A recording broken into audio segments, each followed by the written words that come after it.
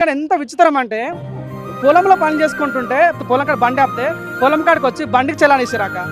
అంటే ఊళ్ళల్లో చలాండి, ఊళ్ళో హెల్మెట్ పెట్టుకోలేమని, డ్రైవింగ్ లైసెన్స్ లేదని చలాన్ ఇస్తారు. నిజంగా ఎక్కడ మా ఊరు మధ్య ఉంటే ఇక్కడ చలాన్లో వెంకటపురాన్ని వేశారు.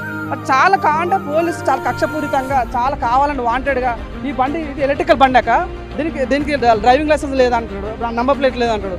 చలాన్ ఎంత వేశారంటే ఇంచుమించు 1300 వేశారక్క. ఊర్లో పొలం పని చేసుకుంటుంటే అక్కడ చలాన్ వేయడం ఏందక్క? మేము రోడ్ మీకు రాలేదు, నేషనల్ హైవేకి రాలేదు, మేము తిరగట్లేదు.